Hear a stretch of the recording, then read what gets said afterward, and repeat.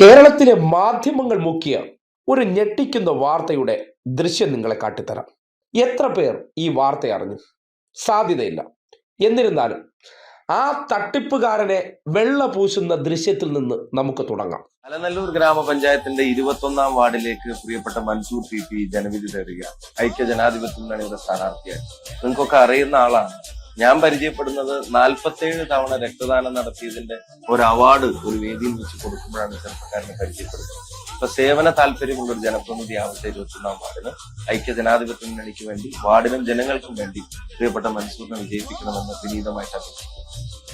കണ്ടല്ലോ, സുഡാപ്പി കിങ് ആയിട്ടുള്ള ഷാഫിയുടെ ഒരു വോട്ടഭ്യർത്ഥന ദൃശ്യമാണ് നിങ്ങൾ കണ്ടത്. ഒപ്പം നിൽക്കുന്ന പി മൻസൂറിനെ വിജയിപ്പിക്കണം തദ്ദേശ തെരഞ്ഞെടുപ്പിൽ. അതായത് കേവലം 1 മാസം ആകാൻ പോകുന്നതേ ഉള്ളൂ ഇങ്ങനെ ഒരു സംഭവം നടന്നിട്ട്. ഒപ്പം നിൽക്കുന്ന വ്യക്തിയെ അലനല്ലൂർ പഞ്ചായത്തിലെ 21-ാം വാർഡിൽ വിജയിപ്പിക്കണമെന്നുള്ളതാണ് ഷാഫിയുടെ അഭ്യർത്ഥന. അങ്ങനെ ഷാഫി തന്നെ നേരിട്ട് പോയി പാലക്കാടുള്ള ഒരു വ്യക്തിയെ അടുത്ത് നിർത്തിയിട്ട് ഇങ്ങനെ ഒരു വീഡിയോ എടുത്ത് കൊടുക്കണമെന്നുണ്ടെങ്കിൽ അതിൻ്റെ അർത്ഥം എന്താണ്? ഷാഫിയുമായി വളരെ അടുത്ത ബന്ധമുള്ള വ്യക്തിയാണ് ആണല്ലോ.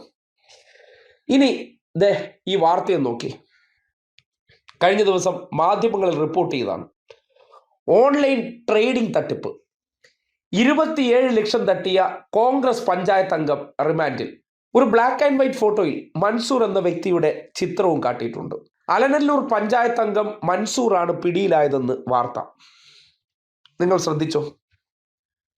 അല്ലെങ്കിൽ കേരളത്തിലെ മാധ്യമങ്ങളെല്ലാം ആരെന്ന് അന്വേഷിച്ചു പോയോ? അവിടെയാണ് നിങ്ങൾ തുടക്കത്തിൽ കണ്ടത്. 1 മാസം മുന്നേ കേരളത്തിലെ ഒരു ഓൺലൈൻ തട്ടിപ്പുകാരനെ അല്ലെങ്കിൽ ദുരൂഹതയിൽ സാമ്പത്തികം ഉണ്ടാക്കിക്കൊണ്ടിരിക്കുന്ന ഒരു വ്യക്തിയെ പഞ്ചായത്തിൽ മത്സരിപ്പിക്കാനായിട്ട് കോൺഗ്രസ് നിശ്ചയിക്കുന്നു. സ്വാഭാവികമായിട്ടും അയാൾക്ക് അവിടെ മത്സരിക്കാനുള്ള സീറ്റ് തരപ്പെടുത്തിയത് ആരായിരിക്കണം? ഒപ്പം പിടിച്ചു നിർത്തി വോട്ടഭ്യർത്ഥിക്കുന്നുണ്ടെങ്കിൽ, ജയിപ്പിച്ചെടുക്കണമെന്ന് പ്രത്യേക താല്പര്യമുണ്ടെങ്കിൽ അത് ആരുടെ നോമിനിയാണ്? ഷാഫിയുടെ നോമിനിയാണ്. ഷാഫി ഇപ്പോൾ ന്യൂനപക്ഷക്കാരുടെ സുൽത്താനാണല്ലോ. ന്യൂനപക്ഷം മീൻസ് മുസ്ലിങ്ങളുടെ അല്ല, നല്ല മുസ്ലിങ്ങൾക്ക് കാര്യങ്ങൾ അറിയാം. പക്ഷേ കേരളത്തിലെ തീവ്ര നിലപാടുള്ള മുസ്ലിങ്ങൾ, അവർക്ക് ഇവിടെ സ്പേസ് കിട്ടാതെ ചരിഞ്ഞു കിടക്കുകയായിരുന്നു.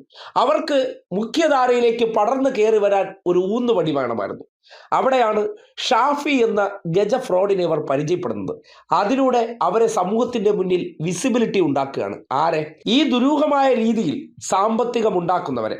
സ്വാഭാവികമായിട്ടും ന്യൂനപക്ഷ വിഭാഗത്തിൽപ്പെട്ടവരാണ് എന്ന് കരുതിക്കൊണ്ട് ഇത്തരം തെമ്മാടിത്തരങ്ങൾ അല്ലെങ്കിൽ തോന്നിവാസങ്ങൾ കാണിച്ചവരെ സമൂഹത്തിന്റെ മുന്നിൽ തുറന്നു കാട്ടാതിരിക്കാൻ പറ്റുമോ?